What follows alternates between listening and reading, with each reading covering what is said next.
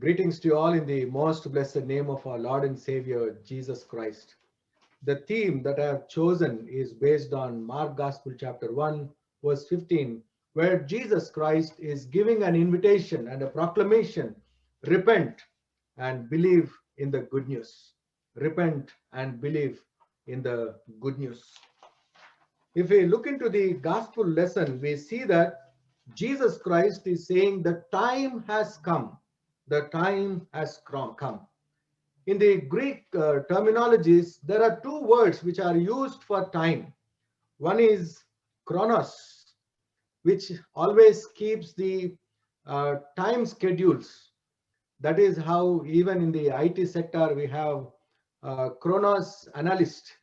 They keep the times of all the employees or employers or whatever it is, and they account for it.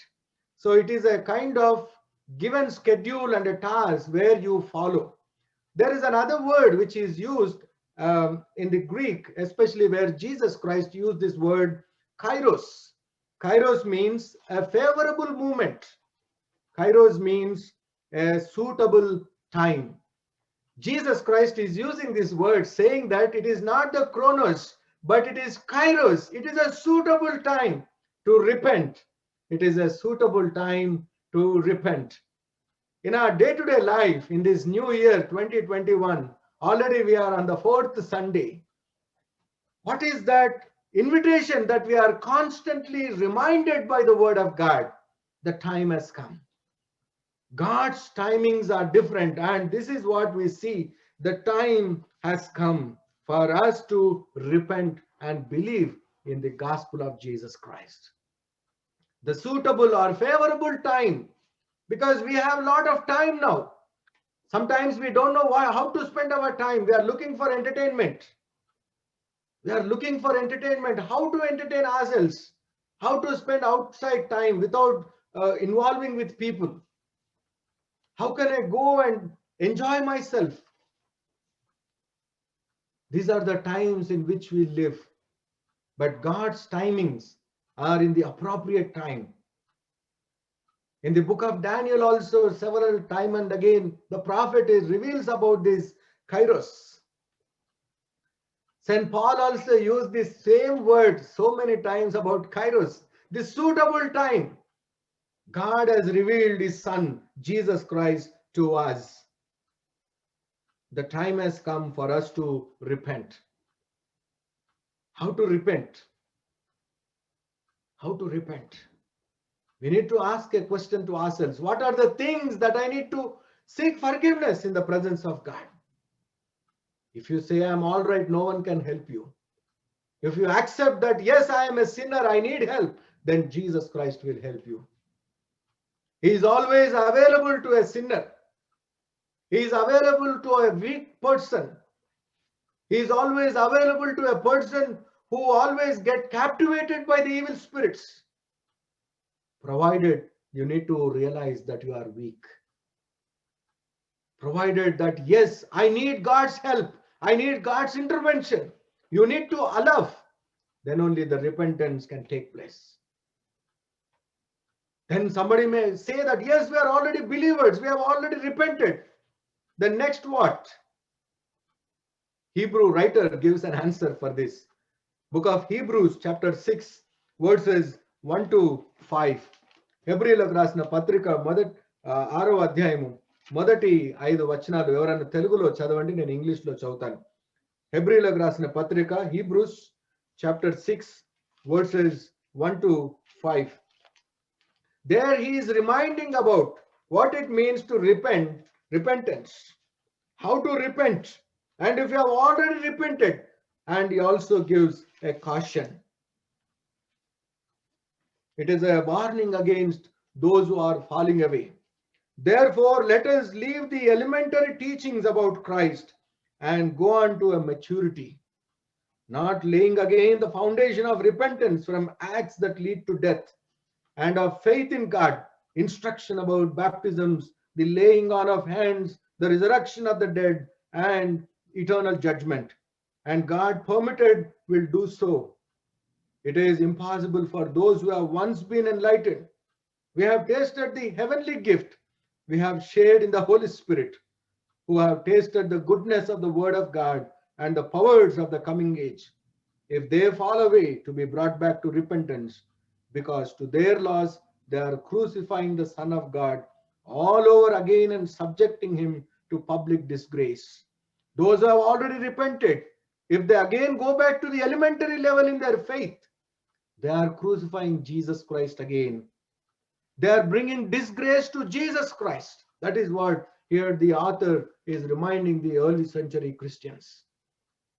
Yes, you may be perfect, but are you bringing the disgrace? What are you bringing to Christ? What is your identity among the community? Can people say that, yes, this is a true believer? This is a true follower of Jesus Christ. Can your friends say that? He is a true worshipper. He keeps up all the norms of Christianity. Can anyone testify about this? In India, in an olden times, when Sunday people get ready and hold their Bibles and walk towards the church, people used to realize and recognize these are Christians. These are Christians. In modern times, we are hesitant to hold the Bible. When the situation was normal, to hold the Bible, we are saying, no, we read online. We have online app. Now when online app has come, now we are lazy to hold online. We are saying, let us go back to the traditional one. We are very good in justifying. We are very good in giving excuses. Now everything, when we were trying to seek it as a fascination to become online, one day has come really online. Now everything has come online. Now we are saying, no, this is boring. I'm unable to concentrate near a screen. I'm unable to sit for 1 hour constantly. When there is restriction, we long for it. When there is freedom, we take it for granted. That is the nature of human beings. We need to repent at every situation. Lord, forgive me for not listening to you. Forgive me, Lord, for muting the message of hope. Forgive me, Lord, for hiding from you. Every day we are running away from God in many ways. We may not know about that. But when you seek God's help, He will try to reveal to you. Here, Hebrew writer is reminding. Someone read in Telugu.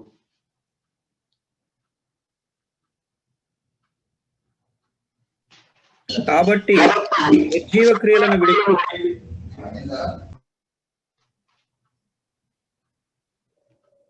మారు మనసు పొందుటయు దేవుని యందలి విశ్వాసమును బాప్తిస్మమును గూర్చిన బోధయు హస్త నిక్షేపణమును మృతుల పునరుద్ధానమును నిత్యమైన తీర్పునను పునాది మరల వేయక క్రీస్తును గూర్చిన మూలోపదేశములు మాని సంపూర్ణ మగుటకు సాగిపోదము. దేవుడు సెలవిచ్చిన ఎడల మనం అలాగు చేయదము.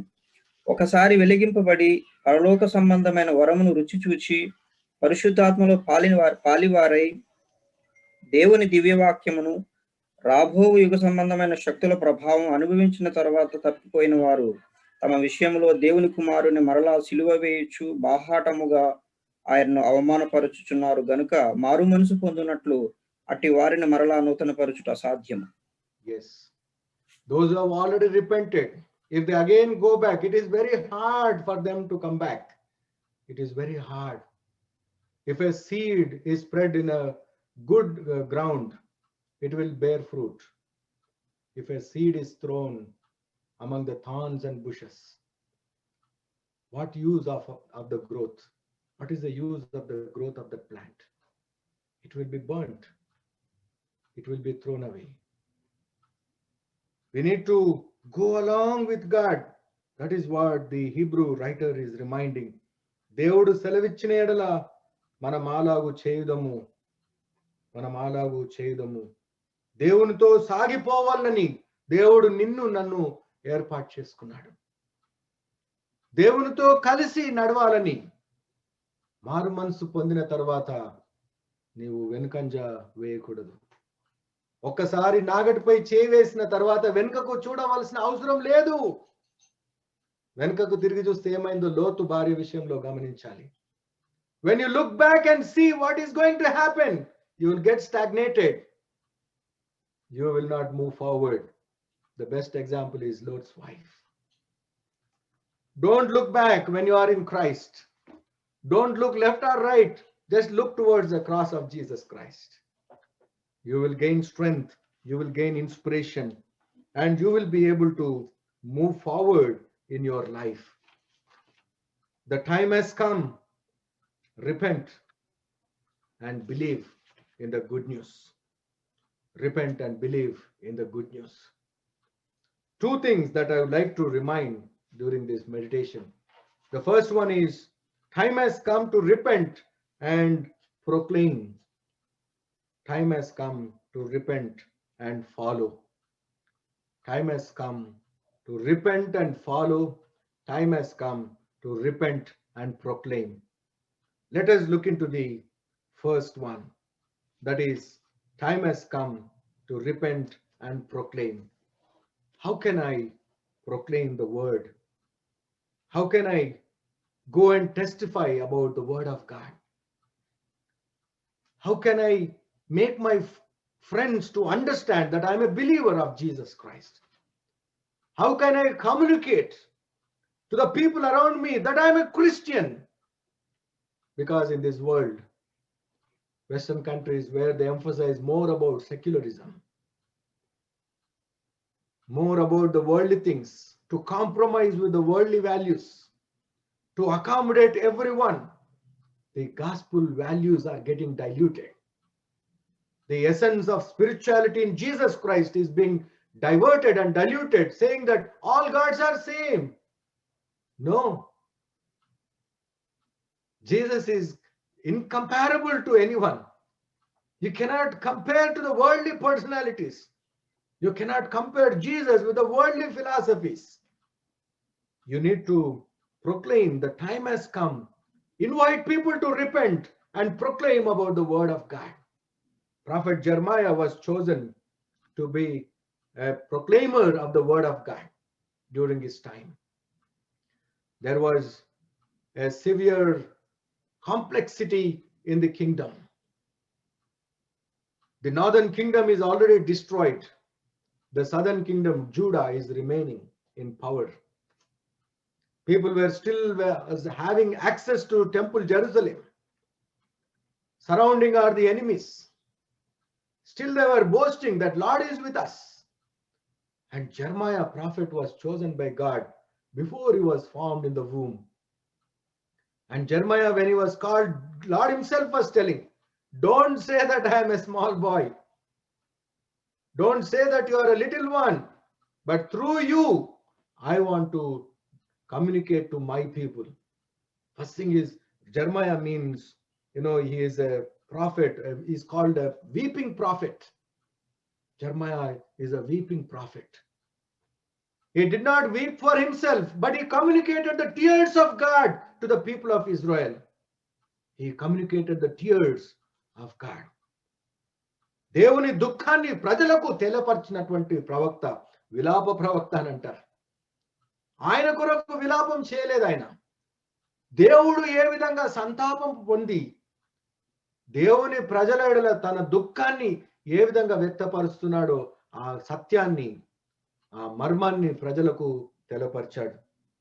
In book of Jeremiah chapter 27 verse 27, there we see when prophet is chosen, when God is revealing his plans and purposes, God already told Jeremiah, people will not listen to you. People will not respond to you. When you tell them all this, they will not listen to you. When you call to them, they will not answer you. Dear brothers and sisters, when we talk about Jesus, people don't like us. People don't respond to us. In modern times, this word is so relevant. When we call, they don't answer. It goes to an answering machine. When we want to talk about Jesus Christ, people don't respond to the mails. When we want to have a conversation about Jesus Christ, people don't want to. Prophet Jeremiah already knows God has chosen him when he was so young. Much before he is formed in the womb, he has been chosen to communicate the gospel of God, the purposes of God, the plans of God. And on the other hand, God is telling him, no one will listen to you. how it would be for a person if I was there. It would be so disturbing. Lord, why are you choosing me then? You know that people don't listen to you. Then why are you sending me? It is a vain effort. It is a mere waste of time. Let me go and invest my time in something else. Because you already know that they don't listen to me, then why I should go and communicate? God's plans and purposes are different. Knowing that prophet Jeremiah, he preached the gospel for 52 long years. 52 long years he was encouraging and challenging people, reminding about sinful status. On the other hand, the situation of people of Israel is they were in a united dynasty, they were enjoying all the privileges. They may be justifying saying that our forefathers suffered for 400 long years in slavery. They did not know what it means to have access to luxuries. They did not have time to enjoy the pleasure. They did not have the privilege to be called by their name. Now in the kingdom, God has given us. So let me enjoy this.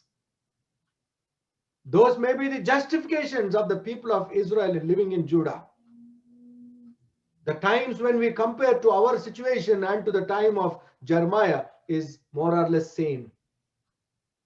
Sometimes we justify saying that we did not have access to these things. Let our children have access to these things, whether it is needful or not. Affordability. We want to demonstrate our affordability, our status in having capability to purchase certain things, to go and visit certain places, to spend time in luxurious ways. We try to get deviated because God has blessed me. God has brought me to America to enjoy. You enjoy, but not at the cost of God's time. Not at the cost of gospel. Not at the cost of your relationship with Jesus Christ. The importance that you give for the secular world, are you giving importance to Jesus Christ and your relationship? The weightage that you give to the worldly things, do you really give weightage to the biblical things? Where do you stand? We need to analyze ourselves. Prophet Jeremiah was called to remind such hard-hearted people. And also there was a hope. If they turn to God, in chapter 4, verse 4, Jeremiah chapter 4, Irmiya Grandam, 4వ అధ్యాయం 4వ వచనం. Jeremiah chapter 4, verse 4. Circumcise yourselves to the Lord, circumcise your hearts. You men of Judah and people of Jerusalem, you circumcise your hearts. There is a need for repentance. There is an invitation. There is a hope to such people who got deviated, who forgot to observe Sabbath, to gather in the name of God on every Sabbath, to keep it holy. They were doing unholy things. They are supposed to gather and spend time in the synagogue, but they did not. They were spending their time elsewhere. They were supposed to gather as family and do certain rituals according to the customs of Moses. But they were not following. They set aside those practices. In our times, God has taken away all those ritualistic things, but He has given us certain spiritual exercises. What spiritual exercises are we doing to keep our relationship with Jesus Christ? We need a true transformation within ourselves, true repentance. You can analyze yourself. How much time are you giving to God? How much time? How important God is in your life? What is the percentage that God has authority in your life? Are you allowing God to take control of you? Or the world is taking control of you? You need to circumcise your hearts, you men of Judah and people of Jerusalem. Otherwise, my wrath will break out and burn like fire because of the evil you have done. This is what God was reminding to the people. It's a powerful reminder through Jeremiah to us today. Are we repenting? Are we prepared to proclaim? No matter people may not be prepared to listen to us, but you do your job. You do your job. God is going to deal with such people. You do your job. This is one of the inspirations to me when I came to Phoenix. Because when I came, there was no church here. I need to plant a church.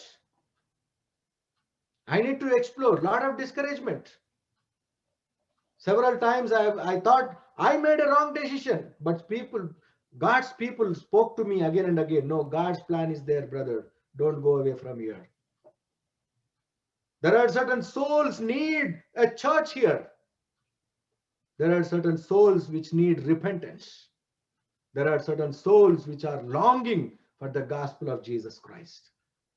That is how the church has come into existence in Phoenix. Several times I got discouraged because I am a human being. Insults, humiliation, sarcasm about my poverty situation, emotionally disturbed.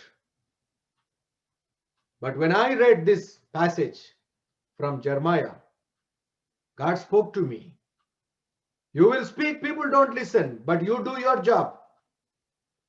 Sometimes people advise me, why do you want to trust the growth of the church? Why don't you go and work elsewhere and earn your living? People are leaving secular jobs and coming to ministry. Then why I should leave the ministry and go work in the secular jobs? God is going to provide me.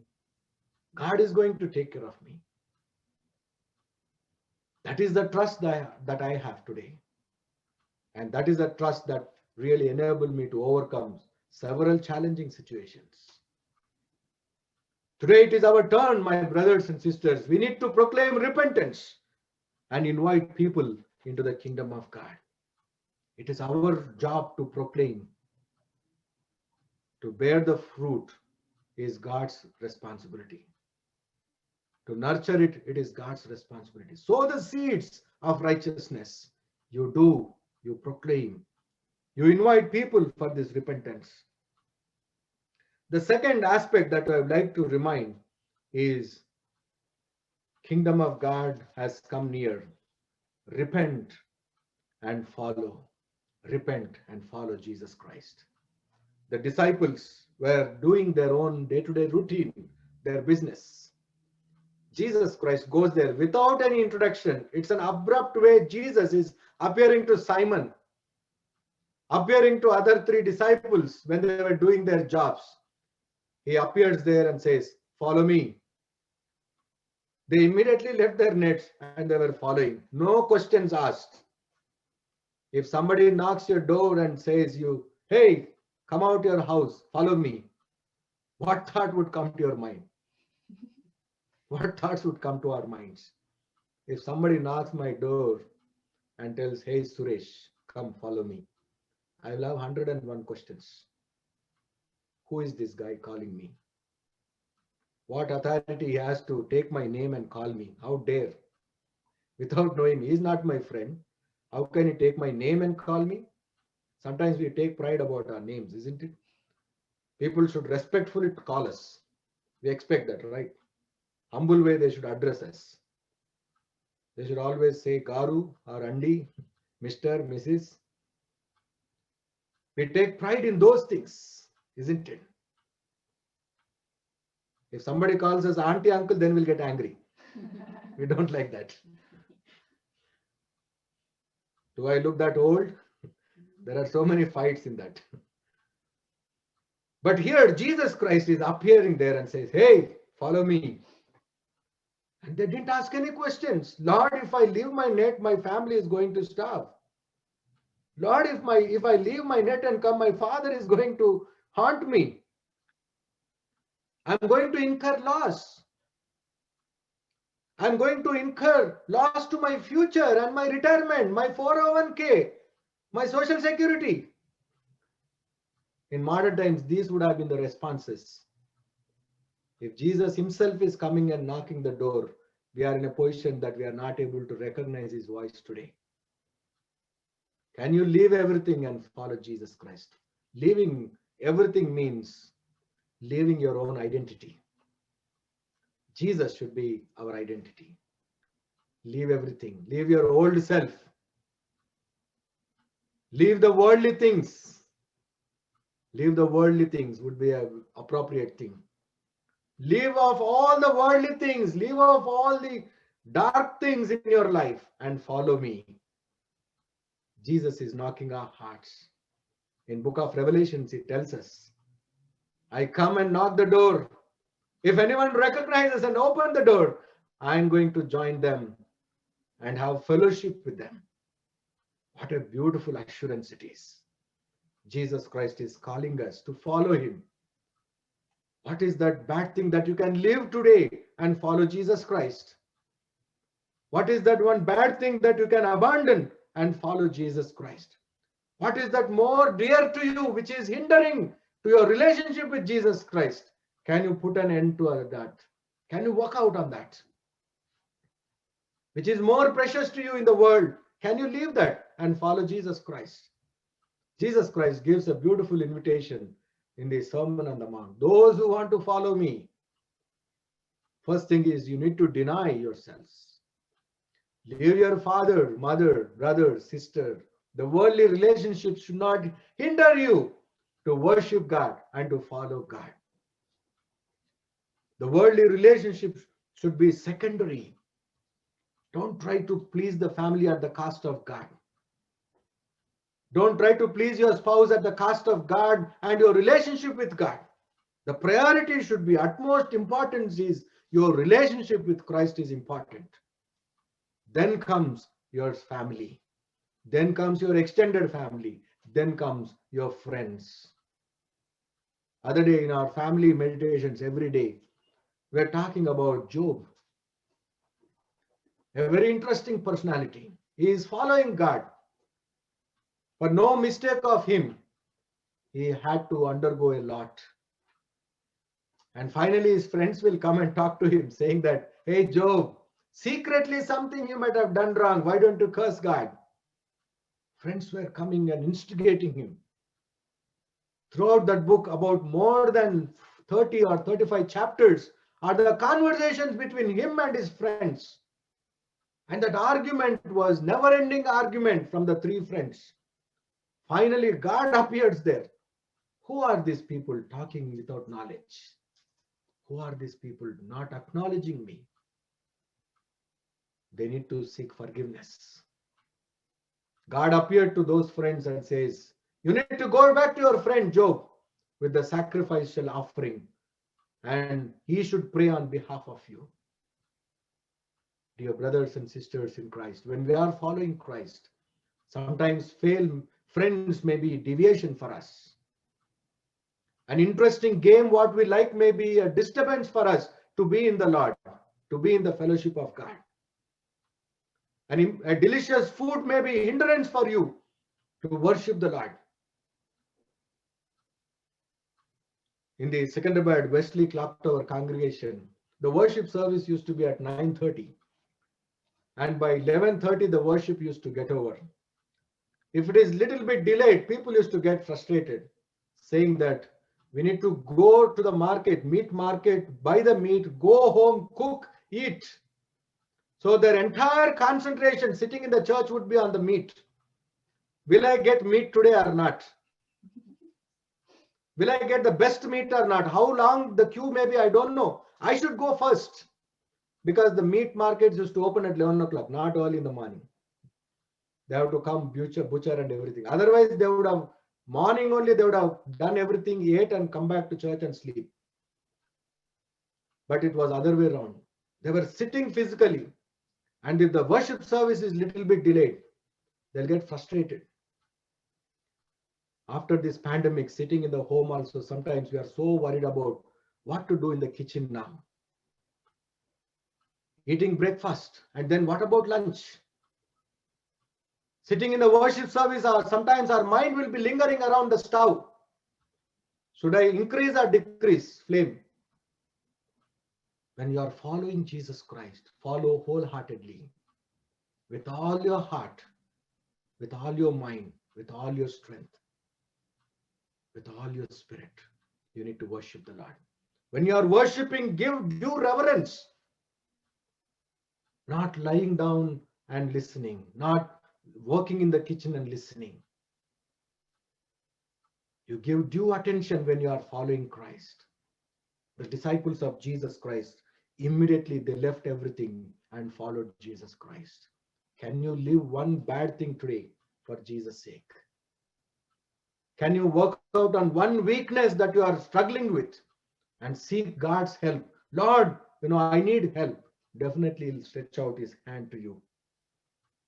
Because in 1 Corinthians, and Paul is reminding the early church, 1 Corinthians, మొదటి కొరింథీ పత్రిక 7వ అధ్యాయం 23వ వచనం.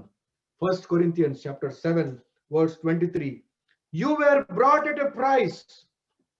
Do not become slaves of people.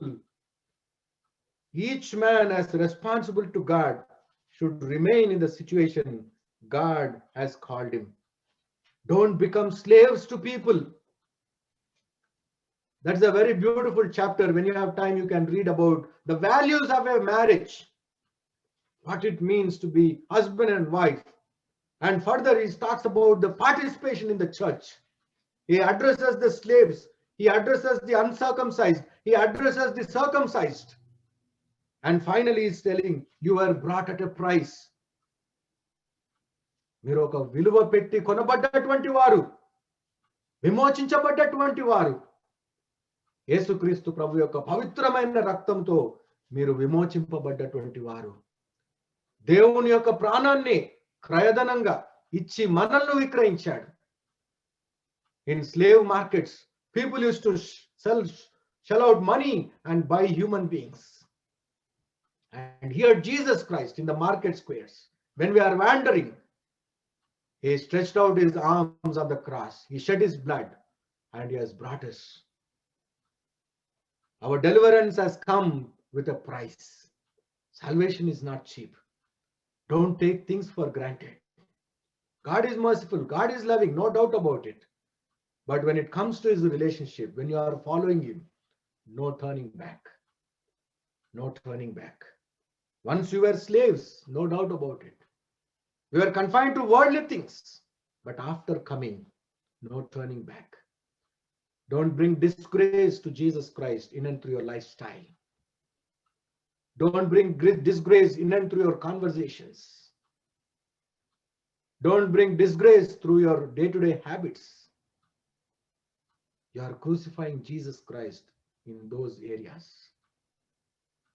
You need to crucify yourselves. You need to crucify the weakness. And you need to be reborn. Today, Jesus Christ is inviting us. The time has come, the Kairos. The favorable moment is 2021. A suitable time has come for you and me to repent and to realize the kingdom, to follow him and to proclaim this good news with others. May God bless us. May God strengthen us to remain faithful throughout our life journey and bear fruit for his glory. In the name of the Father and of the Son and of the Holy Spirit. Amen.